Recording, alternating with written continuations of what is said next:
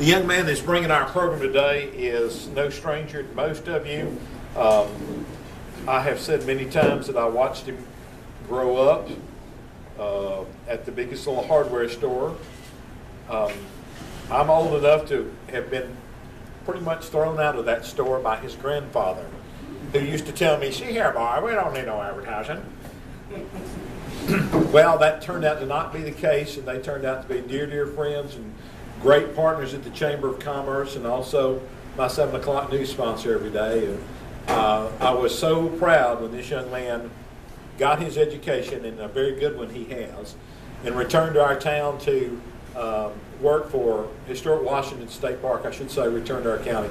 But he's done a great job. He's here to talk about several different topics today. Would you please make welcome Mr. Josh Williams.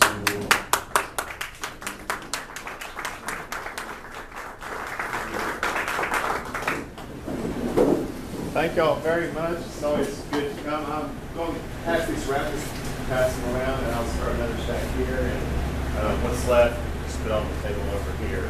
Y'all welcome to take one. Yeah, Mark asked me to come speak of many different things, and there are several things I want to discuss and mention to you that we have going on. One real quick is a little bit on a personal note, but most of you probably have seen either bought one or read one or seen it. About 2 years ago, I did a book on a pictorial history on Hope, Arkansas. You can buy it at LaGrone Williams Hardware or some other places. Walgreens sells it for a long time. But I just recently signed a contract to start with the same company to do one on Washington. And trying to compile pictures, contact different people of pictures about the history of Washington, Arkansas, from the beginning in 1824 all the way up to the present. To about their cutoff date for the publisher is usually 1970, so they really don't like to put any pictures past 1970 in those books. So anything of that included. I already had one gentleman contact me that had some pictures of the old school that met in the Hempstead County Courthouse where our visitor center is now, during the 1940s and 50s. And it's amazing at the park, too. We have, I think just in the last 3 years, I've had several people. They're now in their 50s or 60s. They come through and they said, "Yeah, I remember us sliding down the banister in the courthouse." I'm like, "Oh, boy." And how the teachers would get on to them as they were there at the school those different years. But if you know of anyone or family members or anyone that may have some pictures of Washington, Arkansas, please tell them that I'm working on this book. It's supposed to be all completed to the publisher by the end of October. But if you know of anyone, please let them know that I'm interested and just tell them to contact me with that. And they can contact me up at the park in my office as easily can contact the visitor center, and then they can transfer me to that either way with that. But talking about just different events that we have going on. One particular project we're working on right now that some of you may have heard me on the radio. And when I've come here before, I've talked about it, but it's the big word that's going out there right now is Civil War Sesquicentennial. But it's basically remembering the 150th anniversary, basically, of America's Civil War and how that has impacted and changed our country in a lot of ways, in so many areas. And recently just got back, went with friends and other people we know to the 150th reenactment of the Battle of Gettysburg in Pennsylvania. And it was an enjoyable time up there. They had about 10,000 people, reenactors alone, that were there, and then visitors and spectators from all over the country that came to see it this last weekend for that particular reenactment. But it was a really interesting time, and we met people. There was people in our groups that came over from Belgium, Hungary, Australia, New Zealand, and you almost wonder, like, why are these people from other countries coming over here to the United States to do this? But when you talk to them, it's basically, to them, a lot of people around the world in other countries, our Civil War is really a big topic for all of them. They find it very fascinating, just all that, what we were fighting over, basically, during the Civil War and how it changed our country and everything. And it's still being discussed today, and even though you may not be a big Civil War enthusiast, it is probably the top American history topic in all books, even today. When you go to the bookstores like Books A Million or Barnes & Noble, there's usually just a section donated specifically towards Civil War with that. It's still one of the top seller subjects. But At Historic, one of the things that we've been working on with that, is going along with that commemoration, is on Tuesday mornings. I worked it out with Mark, but every morning around 8:30. Is that about right, Mark? It airs right about 8:30ish, roughly 8:20, 8:30ish. I've been doing every week pretty much live with him, going through the Washington Telegraph, which was the local newspaper, pretty much the one for this entire county at that time.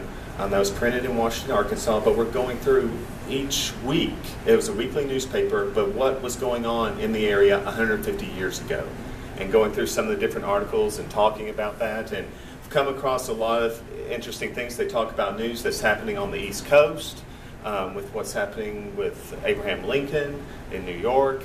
It's amazing sometimes you see all the information that they're getting in the newspaper. You think, well, we're like a backwater area. But no, we weren't. We got goods here from England that were shipped up from New Orleans all the time. They were able to get the news in. Now, as the war progressed and Mississippi was taken and lines were cut off, yes, information did start to get more lapsed and more, it took about a month to get information from the East Coast.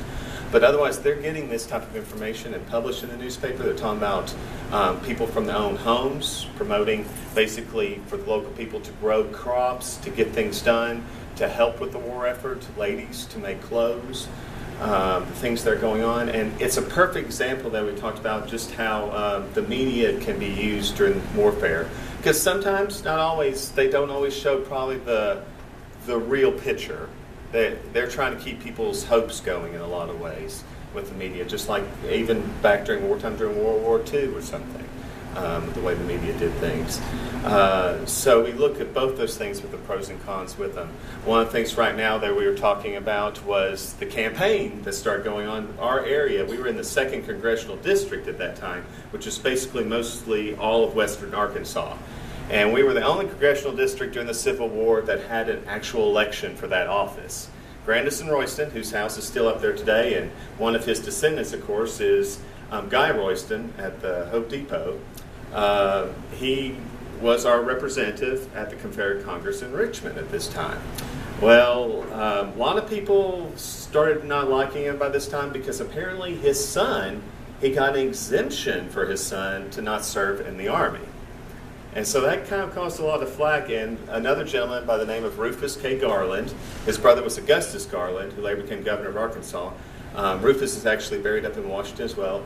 He decided to run against him, and then right now we're just starting it, but from now until November, we're going to be having a constant debate between the two of them over who can better serve the state of Arkansas. A lot of the people were saying we don't need an election right now. We're in the middle of a war. Let's not have a fight or spend money on this right now.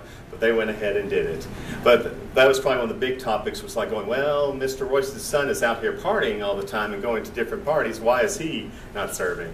That was one of the touchy points. But those are some of the many things we've been discussing on it. And if you are able to tune in around that time, we are recording them, and we hope to put them on our website at Historic Washington as podcasts for people, like even children in school groups and so forth, that the different schools can listen to them for research. Like I said, we talk about a variety of different topics that they put in there when it comes to wounded coming back and those different things with those. This month, for July, we have many different things. As pointed out earlier, we do have our trial by jury. That's one of our most popular ones that's coming on. If none of you have ever been to it, I definitely encourage you to go. It's not too late to sign up for it. But we do reenact an original trial that took place in what we call the 1836 courthouse. It was the Hempstead County Courthouse, built in 1836, still standing today. And it was a trial that took place in 1845. We have all of our staff that reenact some of the different roles. We have the convicted, we have a defense lawyer, prosecutor, and witnesses, along with the judge. And then we pull people from the audience, 12 members from the audience, to actually be the jury. And they get to decide whether he was guilty or not guilty. And then you find out the final outcome in the end. How many have seen that program? Not too many. Okay. So definitely encourage you to go see it. It is a great one. There's a book, actually, and I may give it away a little bit right now, but it was an autobiography by a local gentleman, his memoirs, named Sam Williams. He worked for the Washington Telegraph from the 1840s on up to the Civil War. He was called a printer's devil. He was an assistant to help put the type in and everything. But he basically said it was the only murder trial in Hempstead County before the Civil War where a man was actually convicted of murder and hung. But the only one. And we haven't been able to find anything else in the records to disprove that fact. But there were some that were convicted, but they were found innocent. So this was the only one where that was the case. And even with this case, and this is partly why it's kind of a debated topic, is even he was saying around town a lot of people debated about whether the guy was guilty or not guilty. There's still unclear evidence in that regard. So definitely encourage you to come. We actually are researching another trial too that we want to do in the brick courthouse that was built in 1874. And it took place around the late 1870s and was about a gentleman that actually killed his wife through poison because he wanted to keep his mistress. And she was jealous of his mistress, and she wanted a divorce, and actually he killed her. And this is all in newspapers, and it became a big event actually later on in state newspapers and everything, where when he was finally hung, they recorded over several thousand people from all over the state came to his hanging here in Washington, Arkansas, for this particular gentleman. But it got to a point where they basically, they were burying her body, the newspaper says, and the authorities and the sheriff came in and stopped it in full force and tried to take the body so they could go do an autopsy with this particular event. So that's what we're looking into, and hopefully be coming up here. Hopefully the next year be starting that particular play. We're working on a script right now. Other things that we have, like second weekend of July, or second week, if you notice in your calendar events that we put there, we also have day camps that we've put out there. We're doing a day camp for teens. This next week is at basically ages 13 through 17 years. We also have a day camp for kids, which is later on in the month, the last part of July into August, which is from ages 6 to 12, right in there. But we found a lot of the ones that come to our early day camps that were 6 to 12 want to come back and do other things. So we've developed one for more older age, to have more hands-on things with the woodworking that we do at one of our houses. We actually teach them how to making logs to build a log cabin. Those are some of the things that we do. So they actually work and chisel down a piece of wood like they would back then.